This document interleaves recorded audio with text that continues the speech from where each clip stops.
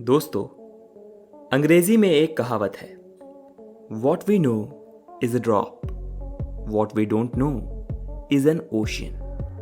अर्थात जो हमें मालूम है वो एक बूंद के समान है और जो हमें नहीं मालूम वो एक घना समंदर है।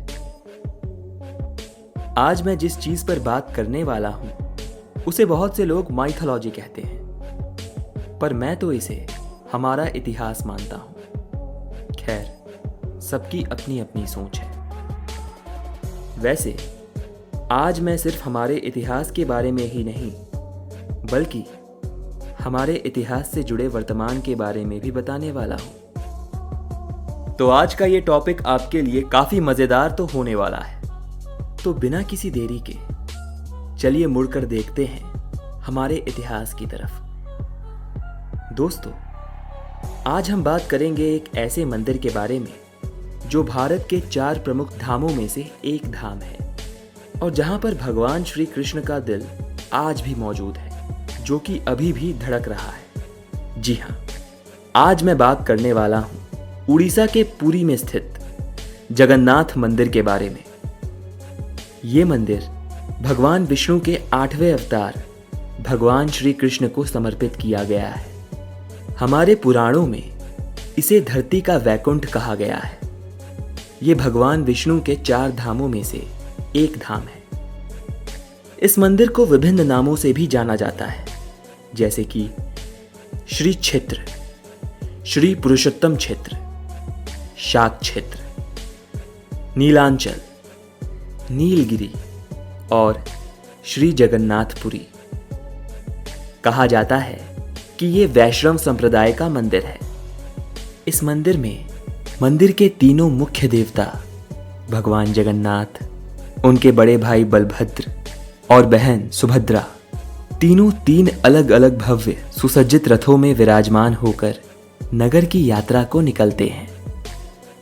कहते हैं भगवान हरि विष्णु ने द्वापर युग में श्री कृष्ण के रूप में मानव अवतार लिया। सृष्टि के समय के अनुसार हर मानव की मृत्यु निश्चित है। भगवान श्री कृष्ण ने महाभारत युद्ध के 36 साल बाद अपना देह त्याग दिया। जब अर्जुन ने उनका अंतिम संस्कार किया तो श्री कृष्ण का पूरा शरीर तो अग्नि में समा गया, लेकिन उनका हृदय धड़क रहा था। श्री कृष्ण के हृदय को अग्नि जला नहीं सकी। इस दृश्य को देखने के बाद सभी अचंभित रह गए। तब आकाशवाणी हुई कि ये ब्रह्म पदार्थ है, इसे समुद्र में प्रवाहित कर दे। इसके बाद अर्जुन ने भगवान श्री कृष्ण के हृदय को समुद्र में प्रवाहित कर दिया।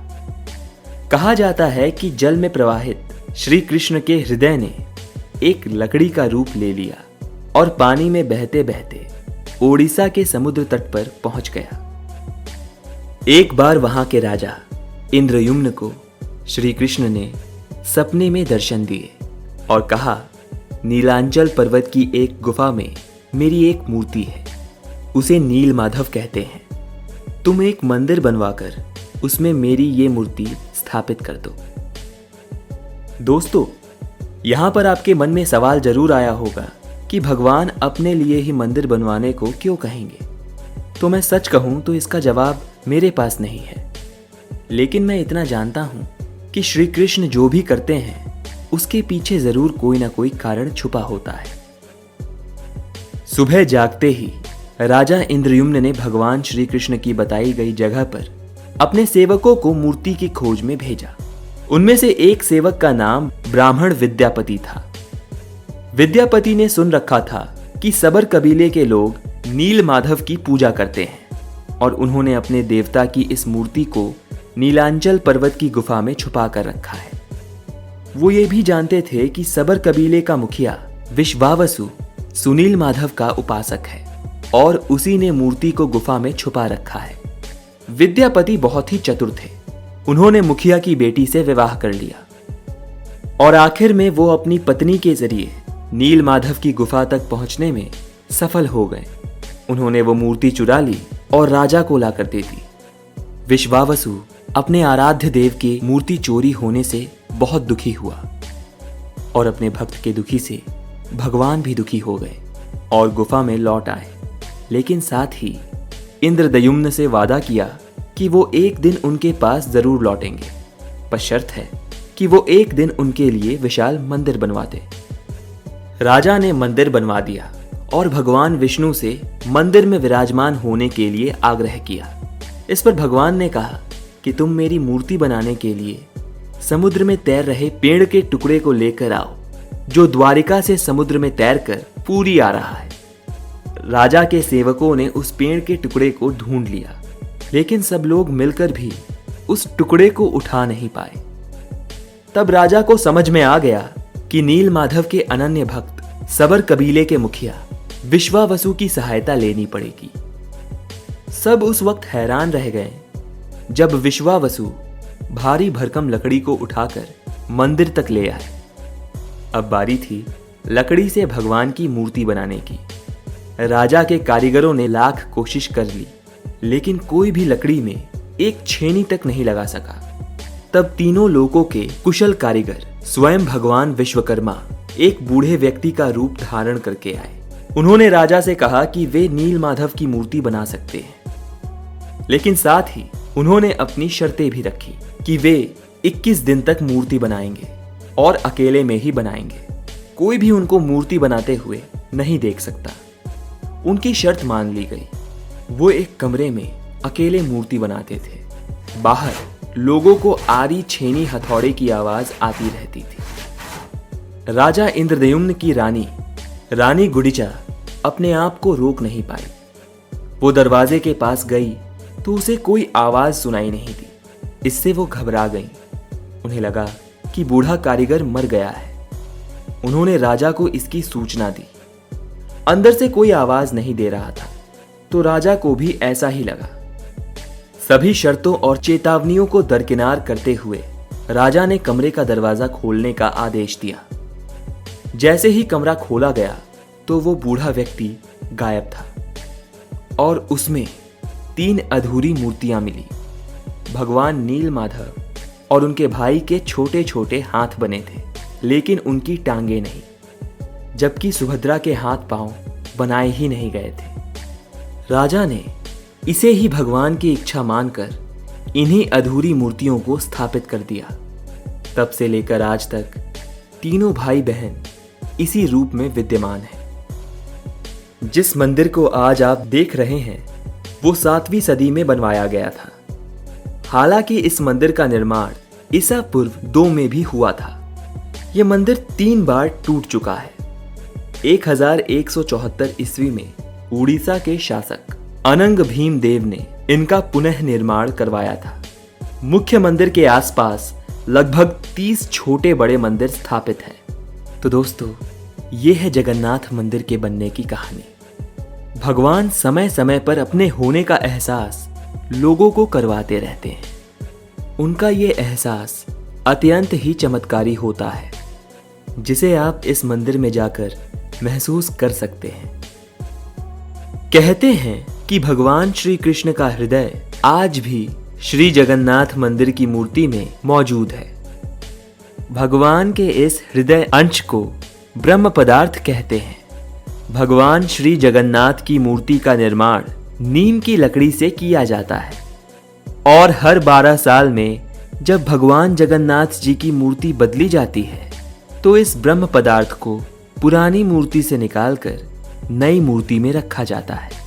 जब इस रस्म को किया जाता है तो उस समय पूरे शहर की बिजली काट दी जाती है। मूर्ति बदलने वाले पुजारी की आंखों पर पट्टी बांध दी जाती है तथा हाथों में दस्ताने पहनाए जाते हैं। इसके बाद ही पुजारी ब्रह्म पदार्थ को नई मूर्ति में रख सकता है। श्री जगन्नाथ मंदिर के ऊपर स्थापित लाल ध्वज सदैव हवा के विपरीत दिशा में लहराता है। ऐसा किस कारण से होता है ये तो वैज्ञानिक ही बता सकते हैं, लेकिन ये निश्चित ही आश्चर्यजनक बात है। प्रतिदिन सायंकाल मंदिर के ऊपर स्थापित ध्वज बदला जाता है। गुंबद की छाया कभी भी नहीं बनती। ये दुनिया का सबसे भव्य और ऊंचा मंदिर है। ये मंदिर 4 लाख स्क्वायर फुट क्षेत्र में फैला है और इसकी ऊंचाई लगभग 214 फुट है। मंदिर के पास खड़े रहकर इसके गुंबद को देख पाना असंभव है। मुख्य गुंबद की छाया दिन के किसी भी समय दिखाई नहीं देती।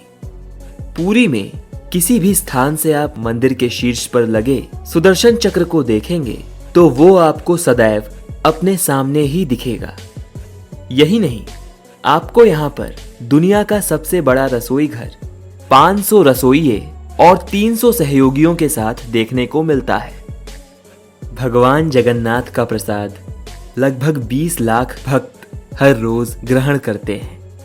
कहा जाता है कि मंदिर में प्रसाद भले ही कुछ हजार लोगों के लिए ही क्यों ना बने, लेकिन इससे लाखों लोगों का पेट भर सकता है। मंदिर के अंदर पकाने के लिए भोजन की मात्रा पूरे वर्ष के लिए रखी रहती है। प्रसाद की थोड़ी भी मात्रा कभी व्यर्थ नहीं जाती। मंदिर की रसोई में प्रसाद पकाने के लिए 7 बर्तन एक दूसरे पर रखे जाते हैं। यहाँ पर सब कुछ लकड़ी पर ही पकाया जाता है। इस प्रक्रिया में शीर्ष बर्तन की सामग्री पहले पकती है, फिर क्रमशः नीचे की तरफ एक के बाद एक पकती जाती है, अर्थात सबसे ऊपर रखे बर्तन का खाना पहले पक जाता है। क्यों? है ना ये एक चमत्कार। इतना ही नहीं, यहाँ पर एक चमत्कार ऐसा होता है जिसे सुनकर आप प्रभु की माया का चिंतन करने लगेंगे। मंदिर के सिंह द्वार में पहला कदम प्रवेश करने पर ही मंदिर के अंदर से आप सागर द्वारा निर्मित किसी भी ध्वनि को नहीं सुन सकते, लेकिन आप मंदिर के बाहर ज्यों ही अपना पहला कदम रखते हैं तो आप समुद्र की ध्वनि को सुन सकते हैं। इस चमत्कार को शाम के समय स्पष्ट रूप से अनुभव किया जा सकता है। तो दोस्तों, ऐसा क्यों होता है? इन सवालों का जवाब आज तक विज्ञान भी नहीं दे पाया है। भगवान से सवाल करना उचित है, मगर भगवान पर सवाल खड़ा करना नहीं। तो दोस्तों, आज के इस वीडियो में बस इतना ही। अगर आपको ये जानकारी पसंद आई हो तो इस वीडियो को लाइक करें, हमारे चैनल को सब्सक्राइब करें और दोस्तों, कमेंट करके मुझे ज़रूर बताएं कि आपको भगवान के इन चमत्कारों पर विश्वास है या नहीं। तो आज के लिए अलविदा दोस्तों। फिर लेकर लौटूंगा आपके लिए एक नया और इन्फॉर्मेटिव वीडियो। तब तक के लिए नमस्कार।